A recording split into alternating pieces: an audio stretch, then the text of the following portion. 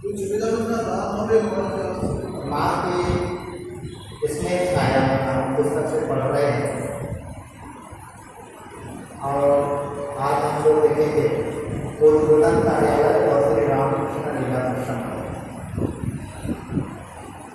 यहाँ पर स्वामी साकेश्वर महाराज जी इस पुस्तक को लिखे जो माँ की विभिन्न अवस्थाओं उनके रहन सहन और लोगों के साथ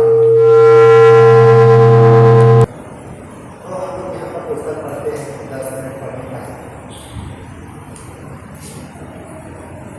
उद्बोधन कार्यालय में श्री रामकृष्ण लीला प्रसंग। को जयरामपट्टी विभिन्न देशों एवं कलकत्ते के कई स्थानों में दुख सुख में कुछ वर्ष बिताकर जब माँ की कृपा से ही उद्बोधन का भवन निर्मित हुआ तो माँ की संतान की एक बड़ी चिंता हुई कि उस माँ को कहाँ रखा जाए और किस तरह से किया जाए, उसके लिए विचार कर रहे थे। उसके बाद ही उद्बोधन कार्यालय का स्थापना होती है और ये होने के बाद भक्तों की चिंता दूर होती है कि यार हम लोग माँ को कहाँ रखेंगे, कहाँ लेके जाएंगे, ये भावना उनके मन से कट जाता है। उद्बोधन का भवन भले ही छोटा था पर शरद महाराज ने रेल का टुकड़ा सिर पर लेकर उसे सुंदर और माँ के स्वतंत्र निवास के लायक बनाने में कोई कसर न रखी। गंगा अति दूर नहीं थी, रोज उसमें स्नान किया जा सकता था। छत पर से के दर्शन हो जाते थे। बलराम मंदिर तथा योगेश्वर एवं गोपालना के मकान यहाँ से अधिक दूर नहीं थे। फिर आसपास और भी भक्तों का निवास था। ऐसा लगता है कि उद्बोधन के दिन की बात माँ के लिए अज्ञात नहीं थी। संभवतः उसके लिए उनके मन में कुछ चिंता भी थी, पर उनकी कृपा से इस चिंता में एक सुचिंतन की राह कर दी। उस समय ठाकुर के जीवन और उपदेशों ने समूचे देश में एक प्रबल हलचल पैदा कर दी थी। स्वामी विवेकानंद की पश्चिमी देशों की विजय और उनके प्रचार तथा स्वदेशी आंदोलन के फलस्वरूप लोगों का धर्म के प्रति खिंचाव दिन पर दिन बढ़ता जा रहा। समाज यह भी तपस्या समझ रहा था कि इस नागरिक के उन्मेष के मूल केंद्र भगवान श्री रामकृष्ण है। तथापि भगवान की इस नालीला के रहस्य को अच्छी तरह न समझ सकने के कारण चारों लोगों में अजीबोगरीब दंतकथाएं फैलने लगी थी। सर्वमान्य प्रकार के लोगों से और विशेषकर प्रगति से युवकों से अच्छी तरह परिचित थे। पता लगता है कि उनके लिए यह कुछ भी छिपाना था और वे उस समय का प्रतिकार करने की बात पर विचार कर रहे थे। माँ के इस मकान के निर्माण की चिंता करते करते उन्होंने श्री रामकृष्ण लीला प्रसंग के नाम से ठाकुर की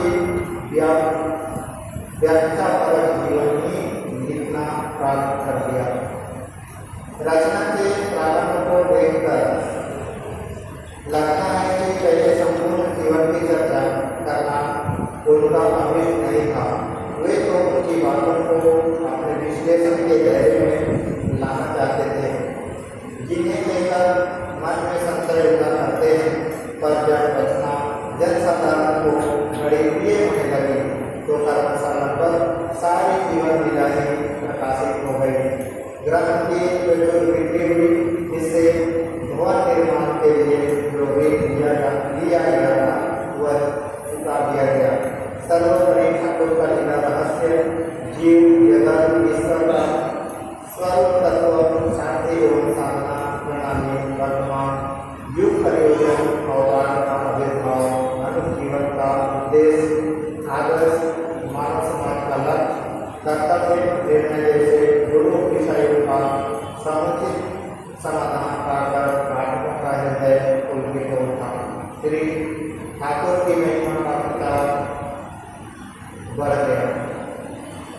माँ तुम इस प्रकार क्या करती हो कौन समझ सकता है। उद्बोधन कार्यालय जो माँ का घर के नाम से भी परिचित है, माँ के रहने के कारण एक विचित्र समावेश हुआ था। मठ मंदिर पुस्तकालय संन्यासाश्रम वानप्रस्थाश्रम गृहस्थाश्रम ब्रह्मचर्याश्रम फिर पुरुष मठ और स्त्री मठ सब एक ही साथ। मकान छोटा था पर वहाँ के प्रधान तथा पूजनीय शरद महाराज नीचे की मंजिल के छोटे से कमरे में बैठकर एकाग्र मन से कितना काम करते रहते थे, जिनकी कोई सीमा नहीं। फिर इसी के साथ उनकी सजग सृष्टि कौन आता है, कौन जाता है, कौन क्या करता है, यह सब देखना नया अनुभव।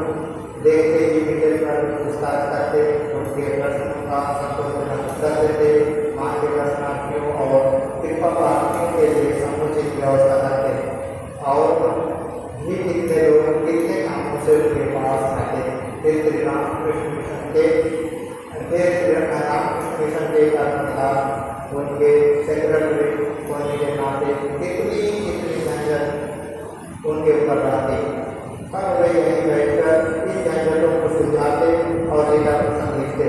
इस स्थित प्राज्ञ महापुरुष की संसारिक अभिज्ञाता व्यवहार कुशलता और कार्य कठोरता देखता था आसानी से रूप से समझ लेता है कि अब ज्ञान को अंचल में बांधकर काम करने से बढ़ने से सर्वम संपूर्ण होता है।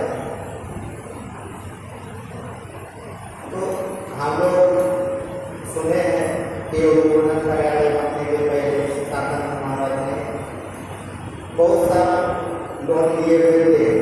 एक तो उस लोन को चुकाने की ना सकने के कारण उनको बहुत ही चिंता हो रही थी, तो वो लीला पुस्तक लिखना शुरू किए थे। और उस लीला पुस्तक पर बेचने के बाद जो लीला पुस्तक बनी थी उसको बेचने के बाद ही वो का शोध होता है, वो एक बात यहाँ पर लिखा गया है।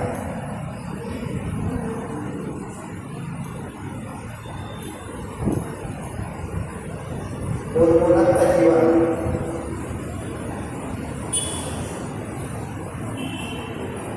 तो आज के हम लोग यहीं पर बात समाप्त करते हैं। गायक महाराज आए हुए